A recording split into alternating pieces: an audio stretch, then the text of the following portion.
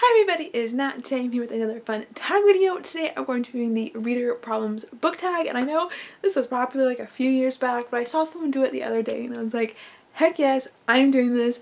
So I have a list of questions that are all about problems that you would the problems that would occur? What? I can't talk. Problems that would occur as a reader. But yeah, so this tag looks like a lot of fun, so I'm super excited to do it, and so let's just go ahead and get into the questions. The first question is, you have 20,000 books on your TBR, how do you decide what to read next? I've talked about this before, but I'm a very mood-based reader, so honestly I would just use my feelings to pick which book I want to read next. There really is no rhyme or reason. Like, one day I'll be wanting to read a book, or not wanting to read a book, like it's not even on my radar, and then the next day I'm like, I have to read this. So yeah, very mood-based, just kind of what sounds good in the moment. I'm sure it would kind of be like a panic attacking moment for a second, like I can literally read anything, but I know I just like would say something like, that's the one, and pick it up and read it. Question 2, you're halfway through a book and just not loving it. Do you keep reading or DNF it? Honestly, I don't like to DNF books. I feel like, I don't know, I don't know why I'm this way, because I do it with TV shows all the time, but like, if I commit, I want to, maybe it's because I spend money on books, so I'm like, I have to like it, I have to read it, because I spent money on it. But no, it is very rare that I DNF books. Yeah, I push through, so I mean, maybe should I get better about it? Like, what do you guys do? Because I don't like to DNF books.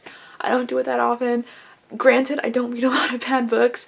I think I'm very good at, I think a lot of people are, but like very good at finding what like books I would enjoy and reading those. But yeah, I would probably push through unless it was like absolutely horrible. The end of the year is coming and you're so close yet so far away from your Goodreads reading goal. Do you try and catch up or not? Actually, this happened to me this year. I was like, I think I had like 5 days left, maybe, I don't know, like 5 days left of the year. Maybe it was like a weekend, I don't know, it was like not a lot of time, and I still had like 3 or 4 books I had to read. So I just read a few mangas and then a few novellas, like just really short books.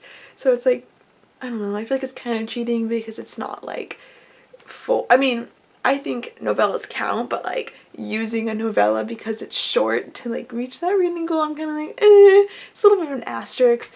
But I mean, it depends how far. Like, if I can read like a bunch of smaller books and get caught up, I will definitely try. But if it's like, if I'm just not gonna be able to do it, I'll just be like, whatever, I'm not even gonna try and get close. Oh my gosh, this next one is the worst. The cover of a series you love does not match. How do you cope?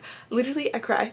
I mean, not literally, but I hate that. Oh my gosh, I know it's so like superficial and it doesn't even matter, but like it does matter, and I hate it so much. Like, honestly, there have been series I've been interested in that don't have matching covers that I just like, I don't buy, because I'm like, I don't need that kind of negativity in my life. I know, I mean, I just put it not on like my display, like I'll put it on like one of my bottom bookshelves where like I know it's there but you can't really see it. Same with like if I have a series that's like part of the books are like paperback and the other are hardcover, I will not put them like front and center even if I absolutely love the series.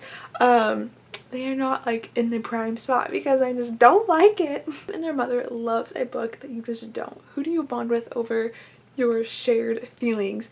And honestly, I don't know the answer to this question. BookTube is really my only outlet to talk about books. I don't have people who read a ton in my like real life. So I don't know, but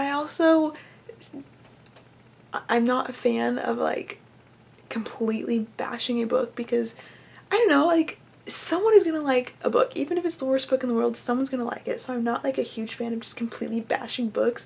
Like, I'll say if I didn't like it, like I don't mind, and I'll talk about why I didn't like it, but like I don't know if if I hated a book, I don't know if I would ever do like a super like bashful review like as I would do like a friend in person, you know? So I don't really know who I would go to. Question 6, you are reading a book and you're about to start crying in public. How do you deal? And this actually happened to me. I read The Fault in Our Stars in school, in high school, like in my classroom. I was that kid that like read during class, but yeah, and I like started getting like crying, like well, there weren't tears because I like started crying. I was just like, whoa, like just blink it back, like it's fine. And I just like sat for a moment like blinking back the tears before like, and then I kept reading. But yeah, I was like, whoa. I mean, I don't cry easy, so yeah, but yeah, that actually happened to me. The sequel for my book you love just came out, but you've forgotten a lot of what happened in the first book. Do you reread the book, look up a thing on like the synopsis on Goodreads, or how do you continue on? Actually, recently I read, I feel like a lot of these are really relatable right now, but I've read 2 books where I'm like, I do not remember what happened. And yeah, I just look up like synopsises or summaries online. I'll just like Google like what happened and blah blah blah. Just do a quick read, it'll refresh my memory, and then I'll move on. You do not want anyone borrowing your books. How do you respond when someone asks to borrow them? And actually, I don't really mind when people borrow my books. I will say though, I'm kind of like, I give them like a list. I will give people bookmarks so that they don't dog-ear the pages.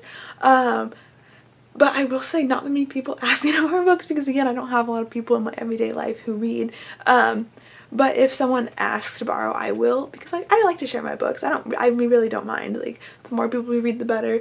But I will give you a list of rules to follow. Question 9, reading ADD. You've picked up and put down at least 5 books in the last month. How do you get over your reading slump? And for this, I like reading either short contemporaries or just short books in general. I feel like as soon as I finish a book, like that satisfying feeling of finishing a book will like spur me to read more.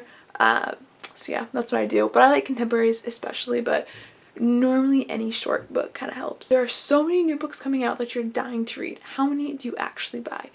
Currently, I am trying to really slow down my buying because I have a lot of books I still need to read. So I think unless I'm like, I don't even know. I don't know. I don't know how I would decide. I mean, that's like, I don't know. I would probably only buy the ones that like I thought I would read like right away.